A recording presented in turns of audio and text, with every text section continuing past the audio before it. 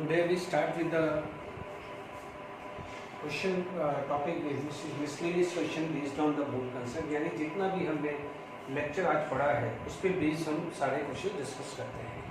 ठीक है, यहाँ पर आपके पास the amount of oxygen in 3.6 moles of H2O।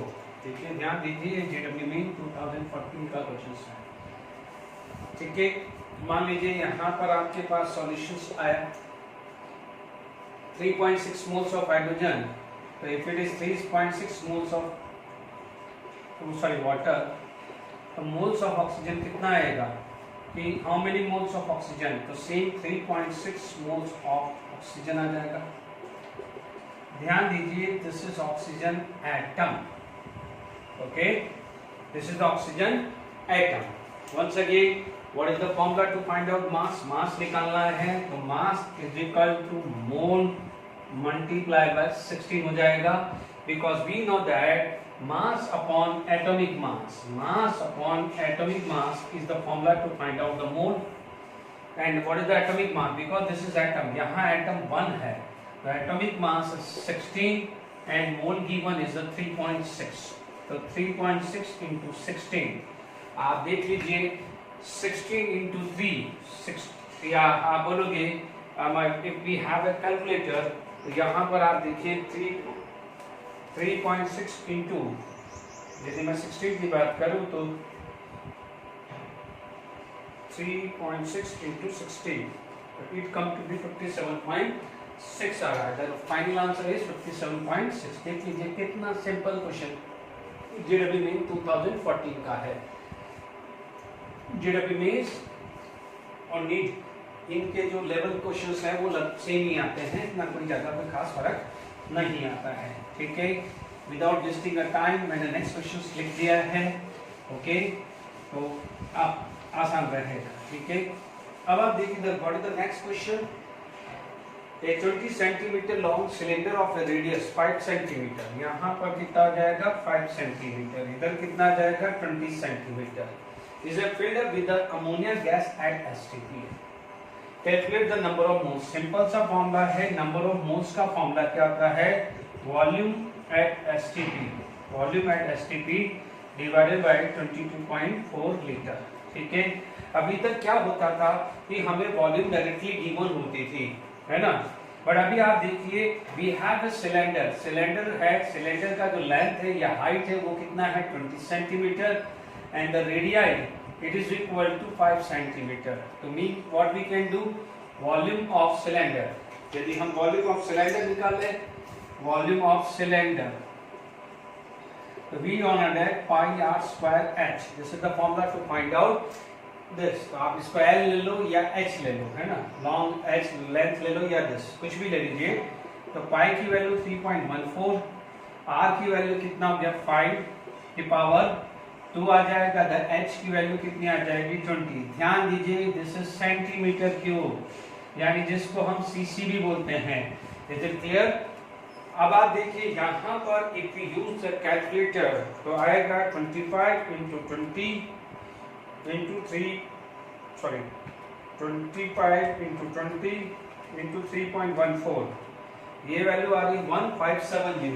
This value come to be 1570, but 1570 this is centimeter cube, so we have to divide it by 1000 to convert into liter, because we know that 1 liter is equal to 1000 centimeter cube, so it comes to be a 1.570 liter। ठीक है, तो हमें मिल गई है, इस data से हमने volume निकाल दिया है, तो easily we can put this formula 1.570 divided by 22.4 litre. यदि किसी चीज को डिवाइड करोगे 1570 को डिवाइड करोगे 22.4 से, ठीक है, 1.570 डिवाइडेड बाय 22.4, ये आ रहा है लगभग 0.07 मोल। ठीक है, this is approximate come to be 0.07 mole. Check कर लीजिएगा। ठीक है, बिल्कुल सिंपल है। अब आप देखिए इसका उल्टा भी हो सकता है, इसका उल्टा भी हो सकता है कि मान लीजिए मोल से हमें वॉल्यूम भी निकलवा सकते थे, हमने मोल से हमने क्या निकाला है, वॉल्यूम भी निकाला है। हो सकता है ये क्वेश्चन होता कि ठीक है व्हाट वुड बी, जैसे मान लीजिए यही ये क्वेश्चंस बना सकते थे, आप घर में प्रैक्टिस कर सकते हैं कि what would be the length of a cylinder if radius is 5 centimetre present in this much moles of ammonia. देखिए यहाँ पर भी हम क्वेश्चंस बना सकते हैं, ठीक है ना। यानी यहाँ तक आपको समझ में आ गया है। ये इसलिए अभी डाला है कि यू कम टू नो कि और क्या क्या वैरायटी बन सकती है। ओके, चलिए मान लीजिए आपके पास इसी टाइप का क्वेश्चन आया, ठीक है। मैं आपको दूसरा सिलेंडर ना लेके मैं इसका स्क्वायर ले लेता हूँ, ठीक है, तो आपको और प्रैक्टिस हो जाएगा।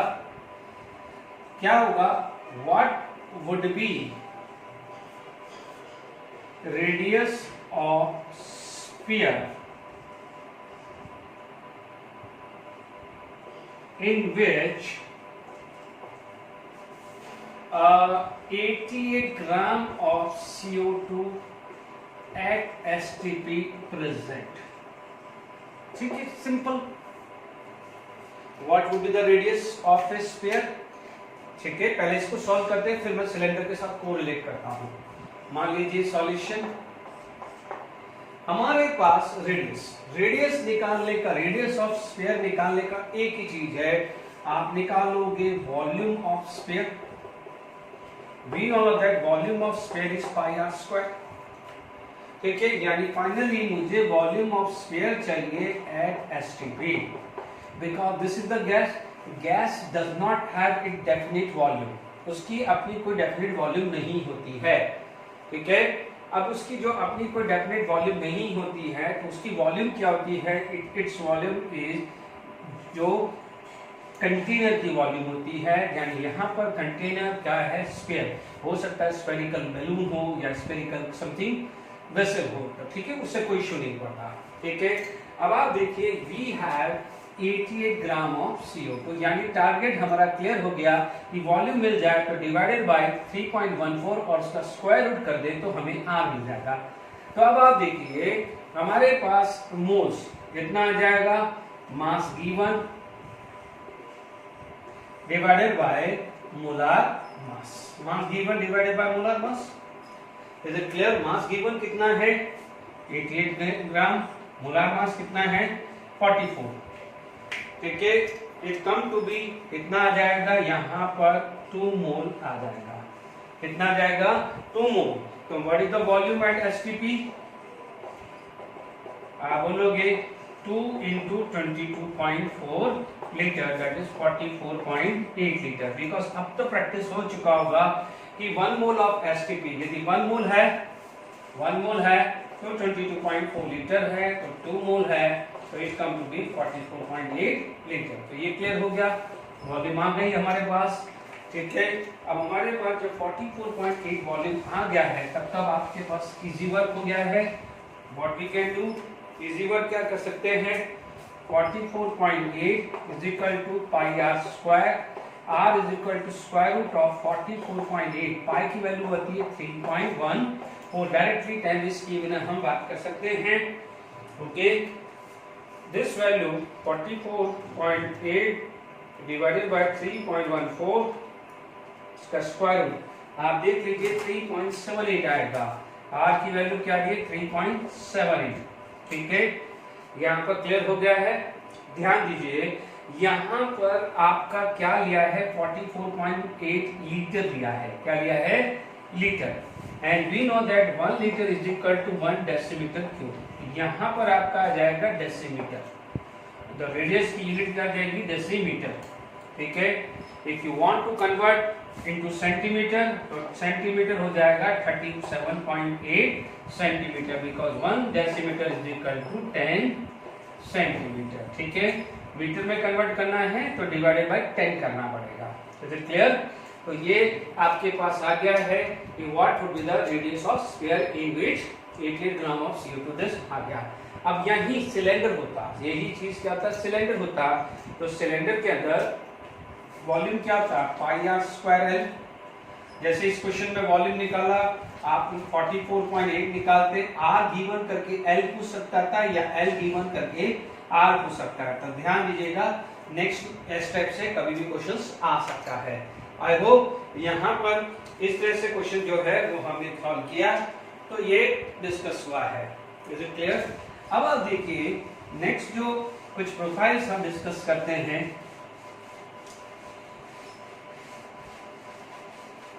देखिए यहां पर हमारे पास यदि कोई चीज क्वेश्चंस आ जाती है, ध्यान से समझना इस चीज पे, आपसे पूछ सकता what would B minimum molar mass of any compound containing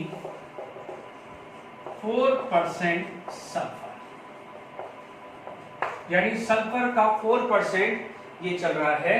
ठीक है, बिल्कुल सिंपल है। देखिए इसमें आपको हमेशा यहां पर मैं सल्फर दिया हुआ है, कल को मैं फास्फोरस दे सकता हूं, नाइट्रोजन दे सकता हूं, ऑक्सीजन, सोडियम, पोटेशियम, कुछ भी दे सकता हूं, तो कोई मतलब नहीं। 4%, 10%, 20%, 30%, कुछ भी वैल्यू आ सकती है। तो आप इस चीज पे एलिमेंट और इस पे ध्यान देना नहीं। ठीक है, कुछ भी आ सकता है। देखिए सिंपल है। What is the meaning of 4%? What is the meaning of 4%? 4% का मतलब होता है, यदि मैं मास के फॉर्म में बात करूं, 4 ग्राम ऑफ एलिमेंट, इसका 4 ग्राम है element, from 4 gram of sulphur present in 100 gram compound. यही हुआ ना 4% का मतलब, if the mass of compound is 100 gram, out of 100 gram the contribution of sulphur is 4 ग्राम। यहाँ 8% होता तो 1 ग्राम लिखता, 10% होता तो 10 ग्राम, 14 लिखते तो 14। तो ये सबसे पहले आप जो है लैंग्वेज फॉर्म में कन्वर्ट हुआ। ठीक है, अब ये जो कंपाउंड है अननोन कंपाउंड है, उसमें कोई भी एलिमेंट हो सकता है, बट जो कंफर्म एलिमेंट्स कौन सा दिया है, सल्फर, यानी कुछ भी अदर एलिमेंट हो but make sure sulphur is present in that compound. थोड़ा रिकॉल करिए, लास्ट टू लास्ट लेक्चर में हमने परसेंटेज कंपोजिशन निकाले थे। नाइट्रोजन का परसेंटेज इन अमोनिया, हाइड्रोजन का percentage in ammonia, that mean nitrogen and hydrogen confirm present था ammonia में, तभी तो परसेंटेज निकाला। पॉइंट क्लियर हुआ? इसका मतलब सल्फर का यदि परसेंटेज दिया है तो confirm sulphur is present in this compound. Point number 1। ठीक है, अब आप देखो, कब आपसे पूछेगा minimum molar mass, maximum molar mass का कोई चांस ही नहीं है, क्योंकि उसकी कोई लिमिट नहीं है। ठीक है, चीज को समझिए, मिनिमम मोलार मास सल्फर है यहाँ पर। ठीक है, आप देखो, we know that atomic mass of sulphur कितना है, आप बोलोगे सर 32 ग्राम पर मोल, या 32 ग्राम भी नहीं लिखना है तो आप लिखोगे 32 AMU भी लिख दो, या जो भी ग्राम में लिखना है। इसका मतलब एक भी सल्फर, मान लीजिए आपको एक एग्जांपल दे रहा हूं कि सपोज H2SO4 है और आपसे बोला जाए what is the molar mass of H2SO4, तो आप क्या करते हो, 2 into 1 प्लस 32 प्लस 4 into 16। चीज को समझिए, इसके अंदर क्या है, आप क्या लिखते थे, 98 लिखते थे, यस और नो, हमने किया, बहुत सारे क्वेश्चंस किए हैं। आप समझिए, यहां पर सल्फर, यहां पर 32, ये 32 है तभी यहां पर 98 है। जब जो ये सल्फर है या 32 है तभी तो यहां पर वो 98 है कि नहीं है। Is it clear to all of you? यानी 98 के अंदर 32 का कंट्रीब्यूशन आया है। यदि यहाँ पर 100 है तो 4 ग्राम सल्फर है, तो 96 ग्राम क्या है, अदर देन सल्फर एटम है।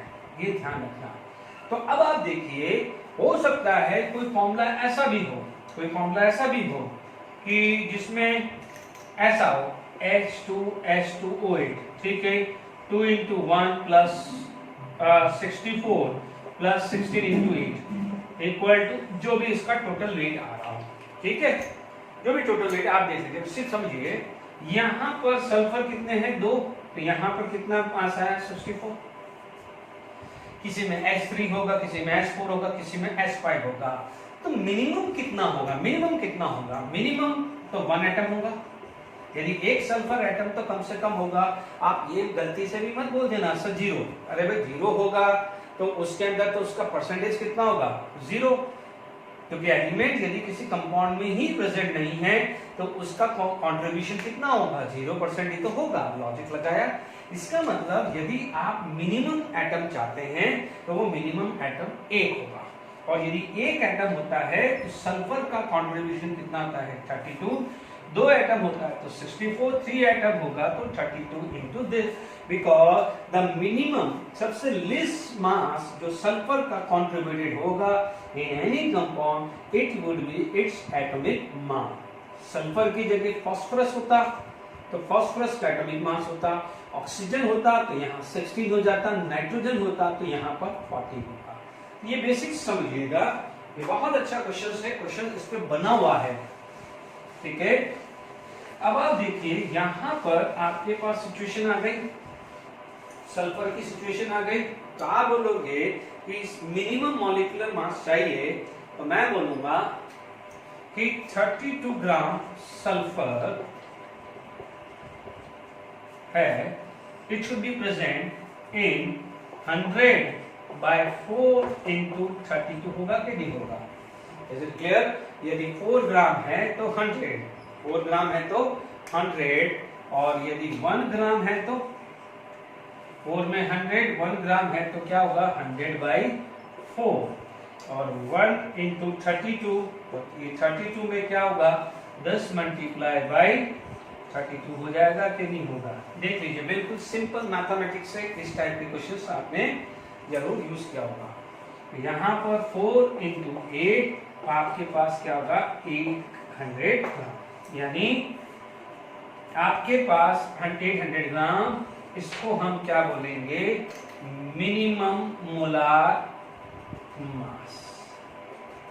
अब आप देखो मैक्सिमम की तो कोई लिमिट ही नहीं है, सल्फर 2 भी हो सकते हैं, 3 भी हो सकते हैं, 4 भी हो सकते हैं, 5 भी हो सकते हैं, 10 हो सकते हैं, तो अनलिमिटेड, उसका तो कोई होता नहीं है। तो कभी भी इस प्रोफाइल का क्वेश्चन यदि है, ये एग्जैक्टली ये क्वेश्चन बना हुआ है, आई थिंक कोई प्रीवियस नीट में या फिर अभी में किसी में बना हुआ है। Is it clear to all of you. कैसे काम करना है, 4% है तो 4 आउट ऑफ 100, 1 आउट ऑफ 100/4 है, क्योंकि आपने डिवाइडेड बाय 4 कर दिया। 32 gram, what is 32 gram, it is the atomic mass, ये है क्या एटॉमिक मास। अब आप देखिए ये चीज क्लियर होगी कि नहीं होगी। चलिए इसी टाइप का एक और क्वेश्चन डिस्कस कर लेते हैं, ठीक है।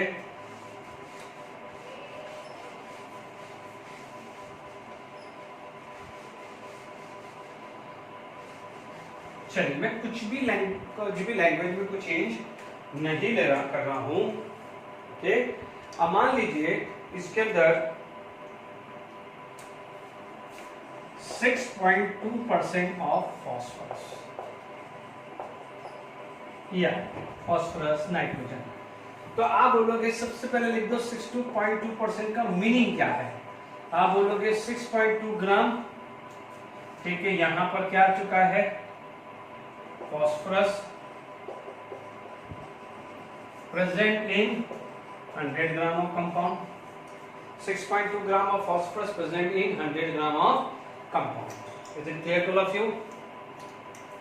यदि ये 1 होगा तो ये क्या जल जाएगा, इसके डिवाइड में आ जाएगा। अब आप देखो what is the atomic mass of phosphorus, the atomic mass of A phosphorus is 31 gram. Minimum चाहिए तो कम से कम एक phosphorus होगा, और एक फॉस्फोरस याद कर लीजिए, एक बार और बता रहा हूँ, Sp3O4 का मॉलिक्यूलर मास 3 + 31 + 64, डायरेक्ट लिख रहा हूँ। तो एक फॉस्फोरस है तो कितना कंट्रीब्यूटेड हो रहा है 31, इज इट क्लियर। तो 31 ग्राम होगा, तो आप बोलोगे 100/6.2 × 31, is it clear to all of you. आप देख लीजिए यहाँ पर हम सॉल्व करेंगे, तो ये कितना आ जाएगा 0.2, तो ये कितना आ जाएगा 1000/2, तो 1000/2 यानी आपका आंसर क्या आ जाएगा 500, यानी minimum molecular mass of a compound is 500। Is it clear to all of you. तो आपके पास इस टाइप का क्वेश्चंस भी आएगा। Is it clear to all of you. अब देखिए कई बार हमारे पास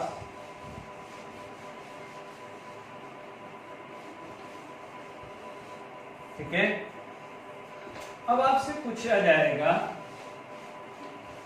देखिए यहां पर क्वेश्चन आ जाता है, how many number of sulphur atom present in any compound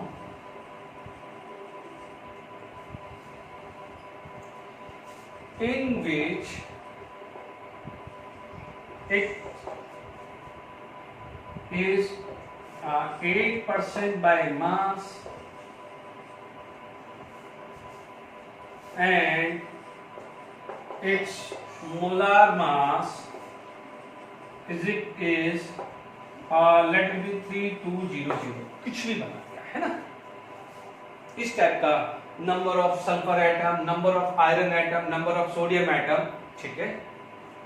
अच्छा मान लीजिए आप क्या बोलोगे, मोलार मास कितना है।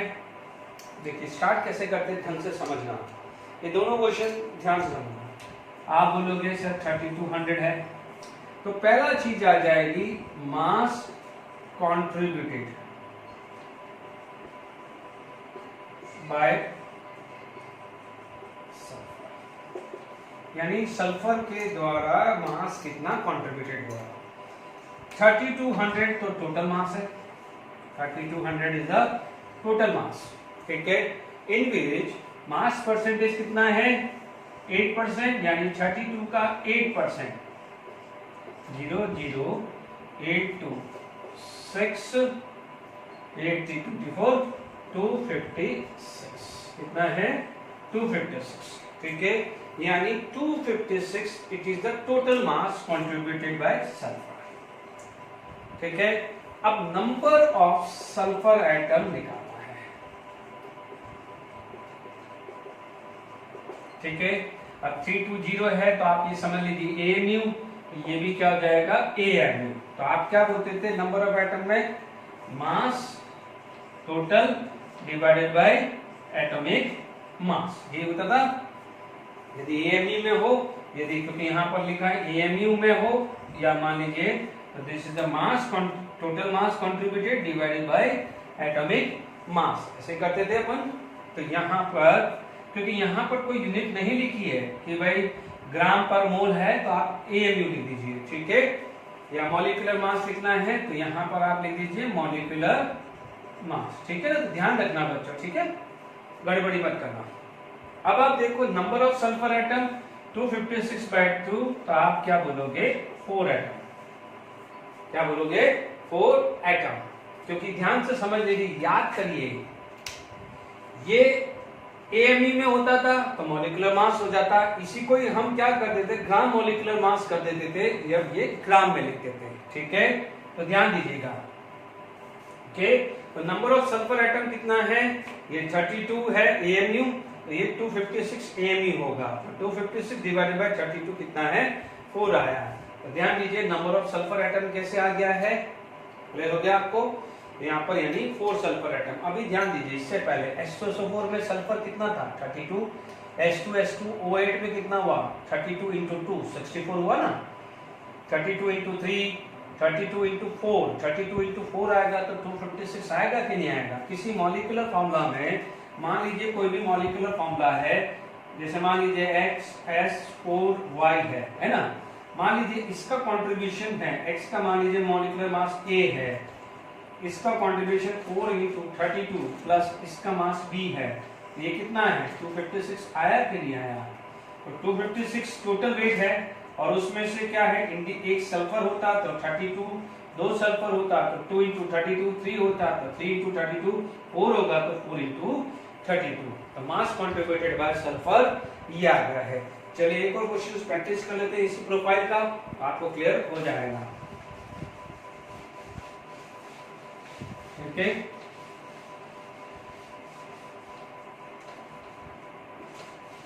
देखिए इसके अंदर यदि आपसे पूछा जाए कि हाउ मेनी नंबर ऑफ मान लीजिए nitrogen atom present in A compound in which it is like 2.8% by mass. It is 2.8% by mass and its molar या molecular mass जो भी ले लो, molecular, if it molecular mass is let it be 1000 लिख दिया, ठीक है ना, कुछ भी लिख दीजिए, 1000 ले लिया, तो आप बोलोगे मास, टोटल मास ऑफ नाइट्रोजन, तो आप बोलोगे मोलर मास, मॉलिक्यूलर मास कितना है, 10, 2.8% है, तो 1000 का 2.8% होगा कि नहीं होगा, 1000 का क्या होगा 2.8%, तो ये 0 से 0 कैंसिल, तो ये कितना आ गया 28 आ गया, कितना आ गया 28 आ गया है। अब आप देखो नंबर ऑफ नाइट्रोजन एटम, मास कितना हुआ 28, इसका कितना होता है 14 AMU, क्या होता है 14 AMU, तो नंबर ऑफ एटम कितने आ गए हैं 2 आ गए। गलती मत कर देना, यहाँ 2 मोल नहीं लिखना है, 2 मोल नहीं होता है किसी फॉर्मूले के अंदर 2। आप एक चीज सोचो, एक मॉलिक्यूल्स के अंदर क्या 2 मोल होंगे, लॉजिक तो लगाइए, ठीक है ना। तो एक सिंगल मॉलिक्यूल्स की बात कर रहा है कि एक फॉर्मूला के अंदर, एक मॉलिक्यूलर फॉर्मूला के अंदर कितने नाइट्रोजन एटम हैं, इज इट क्लियर। यानी जो भी अपन परसेंटेज कंपोजिशन, मॉलिक्यूलर मास या उसके आगे जो भी है उस पे बेस हमने क्वेश्चन किया है। अब हम और नेक्स्ट क्वेश्चन डिस्कस करते हैं। चलिए, हमने यहाँ पर क्वेश्चन लिखा है vitamin K5 contain 76.27% carbon by mass and has a molecular mass 10। अभी हमने इससे पहले क्या एग्जांपल लिया नाइट्रोजन का, इससे पहले क्या लिया था सल्फर का, बिल्कुल सेम है, कोई ज़्यादा फर्क नहीं है। सॉल्यूशन, ठीक है।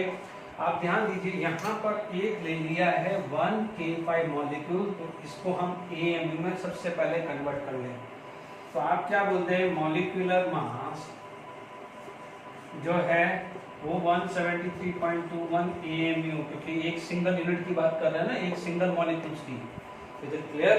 तो ध्यान दीजिएगा, तो आप क्या बोलोगे total mass of carbon, total mass of carbon, ठीक है। कार्बन कितना है, टोटल मास कितना है 173.21, ठीक है। कितना कंट्रीब्यूशन है 76.27 बाय 100, ठीक है। कैलकुलेटर का यूज करेंगे, ठीक है। यहाँ पर आपके पास 173.21 इंटू 76.27, ठीक है, ये अपना आ रहा है 132 कह रहा हूँ, ठीक है। टोटल मास कितना आ रहा है 132 के अराउंड, है ना। अब आप देखिए नंबर ऑफ कार्बन एटम, क्योंकि ये AMU है तो AMU ले लिया मैंने, नंबर ऑफ कार्बन एटम, ध्यान दीजिए what is molar mass, it is the mass of 1 मोल, और यदि 1 मॉलिक्यूल्स की बात करें तो उसका यूनिट होता है AMU, तो इसीलिए अपन सिंगल मॉलिक्यूल्स के लिए निकाल रहे हैं। Number of carbon atom, total mass कितना है 132, और एक कार्बन का मास कितना होता है 12, एक कार्बन का मास कितना होता है 12, तो ये कितना आ जाएगा 11 आ जाएगा। देख लीजिए नंबर ऑफ कार्बन एटम कितना आ रहा है 11 आ रहा है। Is it clear to all of you? Okay, तो आई होप इस टाइप के क्वेश्चंस कैसे सॉल्व करते हैं यू कम टू नो, ठीक है। अब हमारे पास मान लीजिए यहाँ पर आगे बढ़ते हैं, बहुत वैरायटी है इनमें भी, मूल कंसेप्ट में भी बहुत सारी वैरायटी है, किसी भी प्रोफाइल से क्वेश्चंस आ जाता है। एक चीज का ध्यान रखना, this is the longest chapter, ये बहुत लॉन्गेस्ट चैप्टर है, इसमें इतनी वैरायटी है, ठीक है। अब आप देखिए, मान लीजिए हमारे पास कोई क्वेश्चंस आ गया है, ठीक है। मान लीजिए हमारे पास आ गया है calculate the number of molecules present in 10 gram of NaCl, ठीक है, if it is 95% प्योर, ठीक है, 95% प्योर है, मैंने थोड़ा सा मॉडिफाई इसके अंदर कर दिया है, ठीक है। अब आप देखिए इसके अंदर 95% प्योर का मतलब क्या है कि टोटल तुम्हारे पास 10 ग्राम होगा, उस 10 ग्राम के अंदर 95% NaCl है। ठीक है, आप चीजों को समझिए कि मान लीजिए मेरे पास यहां पर एक है, ठीक है, मान लीजिए यहां पर मेरा 95% NaCl है, ठीक है, मेरा 95% NaCl है, तो मेरा 5% इंप्योरिटीज होगी। ठीक है, बट मेरा यहां से यहां तक का टोटल वेट कितना दिया हुआ है? 10 ग्राम।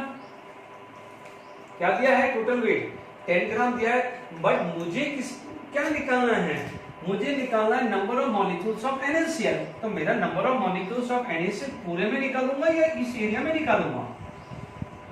भाई NaCl मेरा इसमें है तो मैं इसमें निकालूंगा, इसमें थोड़ी, इसमें NaCl कहां से मिलेगा मुझे? NaCl तो है नहीं, NaCl तो मेरे इस एरिया में है, तो मेरे को जो ये वाले एरिया का मास कितना है? वो 10 ग्राम तो नहीं है ना, वो तो 10 ग्राम तो नहीं है ना।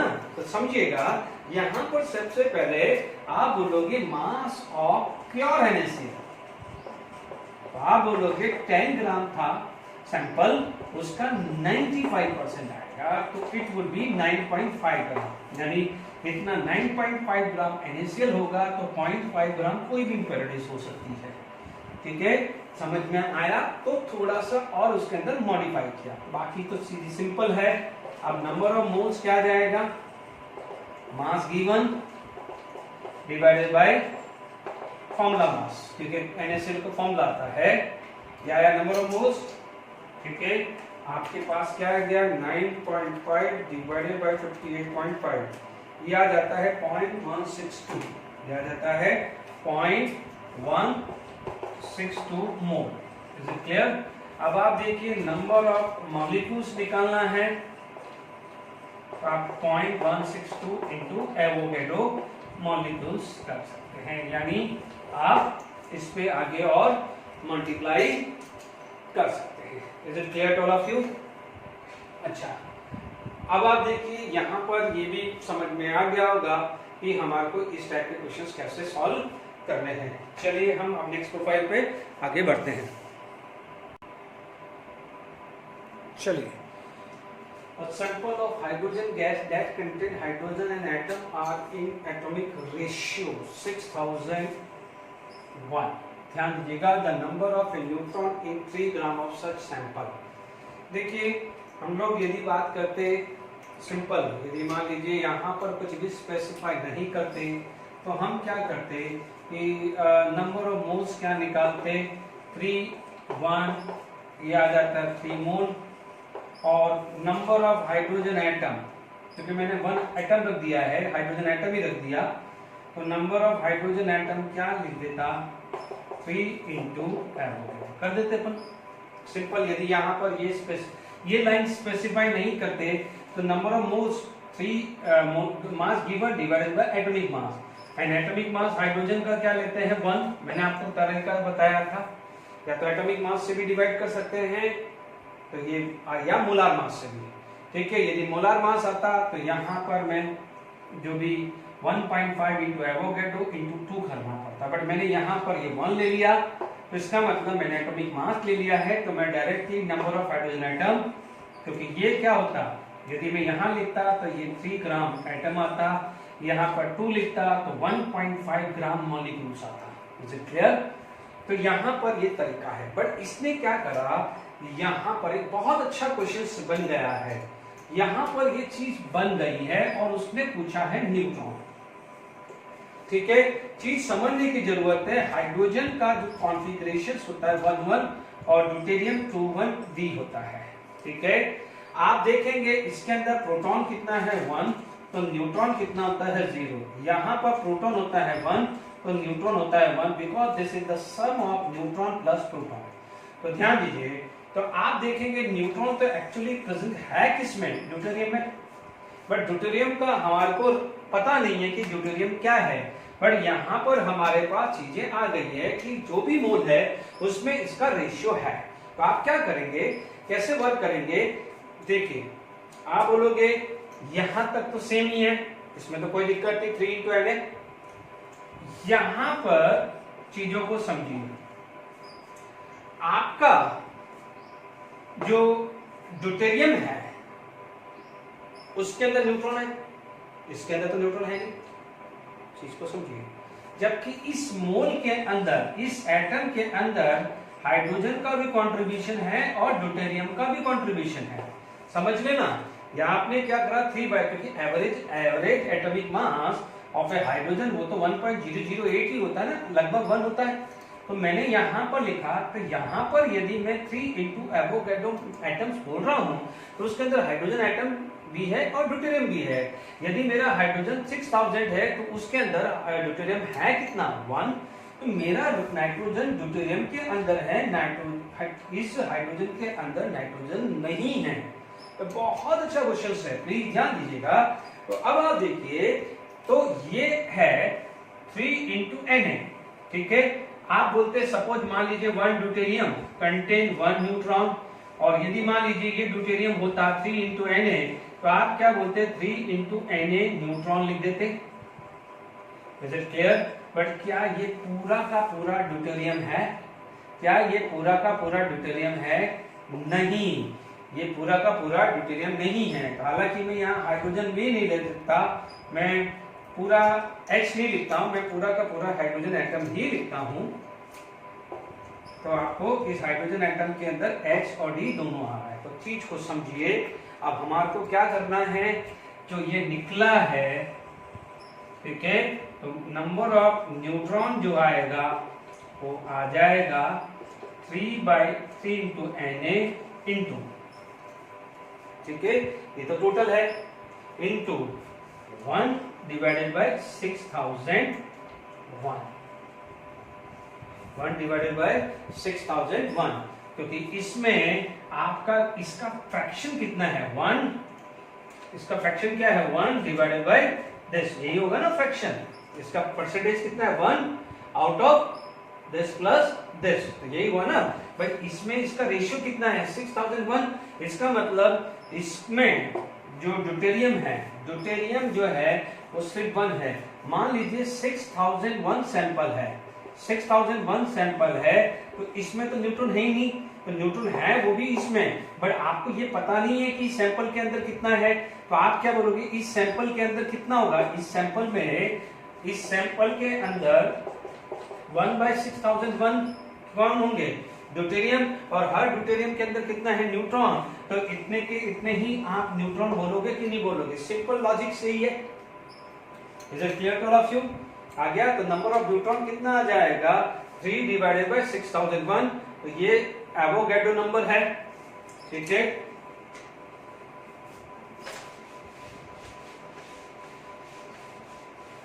ये कितना है आपके पास आ गया, 3 into 6.022 into 10 to power 23 divided by 6001। तो मैं इसको लगभग 6.001 into 10 की पावर 3 लिख दूं थोड़ी देर के लिए, ये लगभग कैंसिल होगा, अप्रोक्सीमेट है ना। ये कितना आ जाएगा, 3 into 10 की पावर 20। तो ये फाइनल आंसर यह आएगा कि number of neutron in 3 gram of sample. ये खासकर ध्यान दीजिएगा, हमने 1/6001 क्यों लिखा है, क्योंकि ड्यूटेरियम में ही न्यूट्रॉन है, हाइड्रोजन में न्यूट्रॉन नहीं है। मान लीजिए आपके पास ये क्लियर है कि 6001 एटम है, तो आप बोलोगे ओनली 1 न्यूट्रॉन है, बट हमारे पास तो 3 into Na है, जिसके अंदर ये भी प्रेजेंट है, ये भी प्रेजेंट है। तो इसका हम एवरेज निकालेंगे, यानी इसके रेशियो के, इस रेशियो के हिसाब से नंबर ऑफ ड्यूटेरियम निकालेंगे। क्या निकालेंगे, नंबर ऑफ ड्यूटेरियम। तो दिस इज द टोटल इसके अंदर ये भी प्रेजेंट है, ये भी प्रेजेंट है, उन सबका टोटल है। उसके अंदर आप ड्यूटेरियम और जो भी हाइड्रोजन का निकालेंगे, तो जितने भी एटम है उसमें इसका रेशियो ये आएगा, ड्यूटेरियम वर्सेस हाइड्रोजन। तो 1 divided by this plus this, वही किया। तो आपको अप्रोक्सीमेट आएगा, क्योंकि एक ड्यूटेरियम के अंदर एक ही न्यूट्रॉन है, तो इतने ड्यूटेरियम है तो इतने ही क्या आ जाएंगे, न्यूट्रॉन आएंगे। Is it clear to all of you? ठीक है, वापस से सुन लीजिए। आपने जनरली क्या करते 3 डिवाइडेड बाय 1 आप लिखते 3 into Na एटम्स लिख देते Na एटम, बट उस एटम के अंदर हाइड्रोजन भी और ड्यूटेरियम भी प्रेजेंट है। पर यहाँ पर एटम ना पूछ के न्यूट्रॉन पूछा है, तो यानी न्यूट्रॉन प्रेजेंट होता किसमें है, ड्यूटेरियम में। हाइड्रोजन एटम के अंदर नहीं होता है, हाइड्रोजन एटम में न्यूट्रॉन होता ही नहीं है। इसका मतलब हमारे को इसके अंदर से ड्यूटेरियम निकालना है, हमें ड्यूटेरियम निकालना है। तो deuterium is 1 out of 6001, 1 out of 6001, तो 1 out of 6001 होता है, तो टोटल तो इतने हैं ना, this into 1 into this, इतने ड्यूटेरियम एटम आए और 1 ड्यूटेरियम कंटेन 1 न्यूट्रॉन, तो इसका मतलब इतने ही न्यूट्रॉन एटम आएंगे। बहुत अच्छा क्वेश्चन है। चलिए नेक्स्ट क्वेश्चन हम डिस्कस करते हैं कि मान लीजिए कोई मॉलिक्यूल्स है, ठीक है, लेट इट बी, यहां पर कोई भी क्वेश्चन ले लिया, एक फॉर्मूला है जिसमें X4O9 है, इनमें 40% X का कंट्रीब्यूशन है, यानी बाय मास 40% है, ठीक है, यानी 40% जो है वो क्या है, मास है। 40% क्या है, X4O9 का मास है, ठीक है। और आपसे पूछा गया कि एटॉमिक मास ऑफ X हमें निकालना है, एटॉमिक मास ऑफ X निकालना, बहुत सिंपल है, ठीक है। आप इसको अपने वे में भी कर सकते हैं, मैं दोनों तरीके से समझा देता हूं, ठीक है।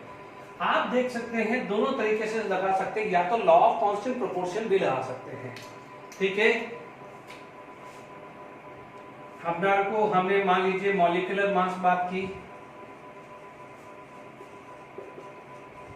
तो मान लीजिए इसका है 4a + 16 × 9, 4a + 16, मान लीजिए एटॉमिक मास ऑफ X मैंने a मान लिया, 16 × 9, ठीक है, 16 × 9 यानी 144 आ जाएगा, 4a + 144 यानी टोटल वेट आ जाएगा 4a + 144, ठीक है।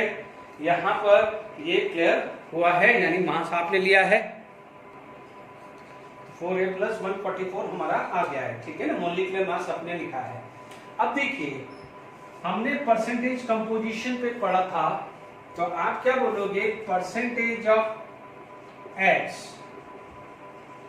Is equal to mass of X या total mass of X divided by molecular mass into 100, ऐसे निकाला था, total mass of X divided by molecular mass into 100, okay. Percentage of X कितना है, हमें दिया हुआ है 40, टोटल मास कितना है 4a, ठीक है, यहां पर 4a + 144 × 100, ठीक है। आप देखेंगे जब यहां पर ये चीज सॉल्व होगी, ठीक है, 0 से 0 कैंसिल, 4 से 4 कैंसिल हुआ, तो यहां पर आपके पास आया 4a + 144 = 10a, तो 6a = 144, a की वैल्यू आ जाएगी 144/6 आया है, 144/6 आया, यानी 144/6 जो होता है इज 24, यानी X की वैल्यू यानी एटॉमिक मास ऑफ X कितना आ गया, 24 आ गया। देख लीजिए what is the percentage composition में क्या लिखा था, टोटल मास हम पढ़ते थे मास ऑफ हाइड्रोजन, तो total mass of hydrogen divided by mass of compound into 100, तो वही तो चीज फॉर्मूला यूज किया है ये परसेंटेज कंपोजिशन का, यानी percentage of X equal to total mass of X, total mass of X divided by molecular mass into 100, तो मैंने परसेंटेज कंपोजिशन का ही फॉर्मूला लगाया है। Is it clear to all of you? अब आप देखिए कई बार हमारे पास इस टाइप के डिफरेंट वैरायटी के क्वेश्चंस आते हैं जो एवोगैड्रो नंबर से रिलेटेड आते हैं, ठीक है, बहुत सिंपल है। जब भी उस प्रोफाइल के क्वेश्चंस आप डिस्कस कर रहे हो कुछ, तो आपको 2-3 चीज का ध्यान रखना है ना। आप कभी भी ये मत भूलना कि जो मोलार मास है या मॉलिक्यूलर मास किसमें ग्राम पर मोल है, किसमें ग्राम पर मोल है, यानी ग्राम पर mole, it is equal to mass of 1 molecules into Avogadro number. भूलना नहीं है कि gram molecular mass is equal to mass of 1 mole atom या mass of this much molecules. ठीक है, यदि मैं एटॉमिक मास की बात करूं या ग्राम एटॉमिक मास की बात करूं तो मास of 1 atom into Avogadro number. ठीक है, अब मान लीजिए यहां पर क्वेश्चंस आ गया, ठीक है, कि क्वेश्चन आ गया कि if mass of 1 atom of x is point या मान लीजिए 2.1 इंटू 10 की पावर माइनस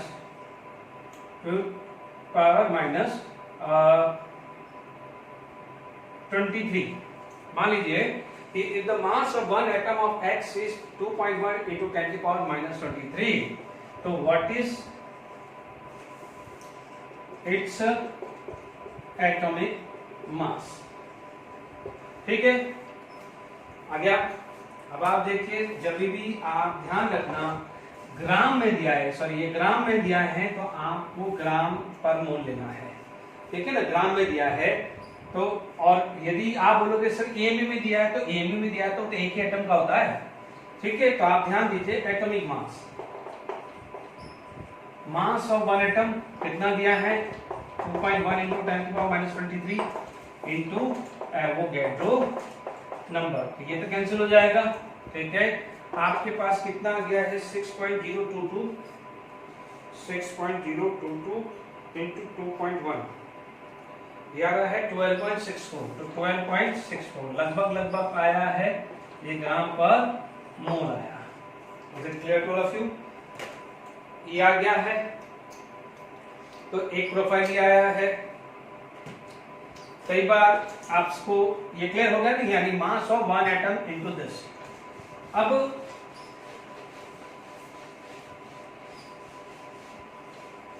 मान लीजिए आपको यहां पर एक क्वेश्चन आ जाता है, इफ मास ऑफ 3.011 इंटू 10 की पावर 24 एटम इज x ग्राम, यदि इतने एटम का मास x ग्राम है तो व्हाट इज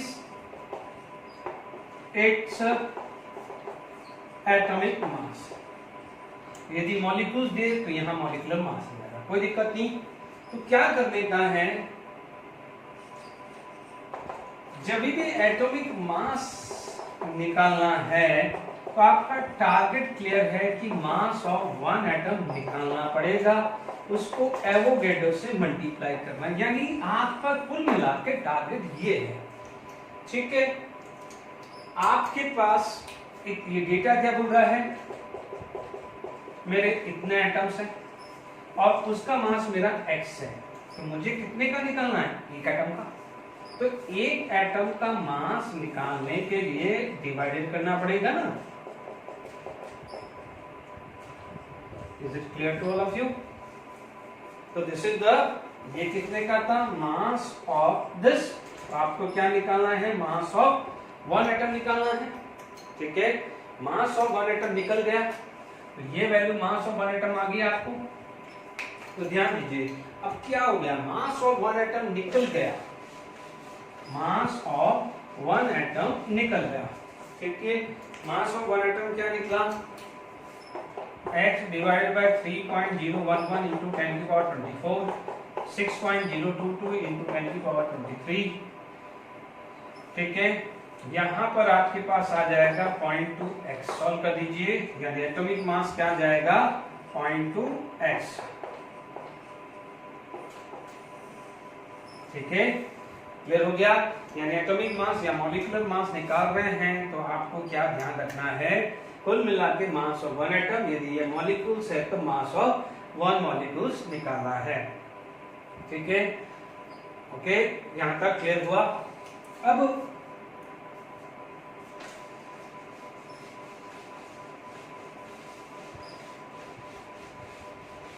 देखिए अब बहुत इंटरेस्टिंग चीज बताता हूं, है ना। अब देखिए यहां पर क्वेश्चन बन जाता है कि if Avogadro constant is equal to 3.011 into 10 to the power 24, then what is atomic mass of carbon? Very interesting. देखो समझ लेना, आपकी जो डेफिनेशन है, ये जो ग्राम एटॉमिक मास है, आप समझना बच्चों, इसमें गड़बड़ी नहीं होनी चाहिए। बहुत अच्छा क्वेश्चन है। आप बोलते हो gram atomic mass is equal to mass of 1 mole atom, mass of 1 mole atom, ठीक है। उसको आप सिंप्लीफाई कर देते, mass of 1 atom into Avogadro कर देते, नहीं करते थे ना, ठीक है। अब आप देखिए इस क्वेश्चन में एवोगैड्रो की वैल्यू चेंज कर दी है, तो इसका मतलब अब आपको इस क्वेश्चन के लिए ये वैल्यू बन जाएगी। समझ लीजिए, इस क्वेश्चन के लिए ये बन जाएगा ना, क्योंकि यहां पर 1 मोल उसने ये वैल्यू दे दी है, अब उसको वो नहीं मानना है। समझ में आई? अब आपको निकालना है एटॉमिक मास, यानी मास ऑफ 1 एटम, कुल मिला के बात हुई। चलिए अब आप देखिए, हमारा पुराना स्केल के हिसाब से मास ऑफ 6.022 इंटू 10 की पावर 23 एटम था, उसका मास आप 12 ग्राम बोलते थे, ये बोलते थे ना मास ऑफ दिस। अब मास ऑफ 1 एटम कितना आ जाएगा, 12 डिवाइडेड बाय 6.022 इंटू 10 की पावर 23 ग्राम। आप देख लीजिए, जब मेरा वर्ड एटॉमिक मास आ गया है तो घुमा फिरा के मास ऑफ 1 एटम ही निकालता हूं, ये आया। तो जब मेरे पास जब ये वैल्यू आई है तो देख लीजिए, ये वैल्यू को मैं यहां रख दूंगा, मास ऑफ 1 एटम, क्या रखूंगा, mass of 1 atom it is equal to 12 upon 6.022 into 10 की पावर 23। अब नया आया ये, ठीक है, ये कितना आ गया 2 और ये कितना आ गया 6, ठीक है, और ये कितना आ गया 16। तो यानी नया एटॉमिक मास ऑफ कार्बन कितना आ जाएगा 16। न्यू एटॉमिक मास कितना आ जाएगा कार्बन का 16। Is it clear to all of you? बात समझ में आ गई कि नहीं आ गई? यदि यही ऑक्सीजन एटम होता तो यहाँ 16 हो जाता, ठीक है, 16 बाय एवोगैड्रो। नाइट्रोजन होता तो 14 बाय एवोगैड्रो, हाइड्रोजन होता तो 1 बाय एवोगैड्रो होता, सल्फर होता तो 32 बाय एवोगैड्रो। तो देखिए यहाँ पर हमने ये डिफरेंट प्रोफाइल किए हैं, ठीक है। अब जो मिसलेनियस क्वेश्चंस हैं जो भी अब बच जाते हैं या कुछ और दिमाग में आता है या कई बुक्स में मिलते हैं, तो what I will do, I will give you the practice, ठीक है। Okay, for today lecture, thank you very much.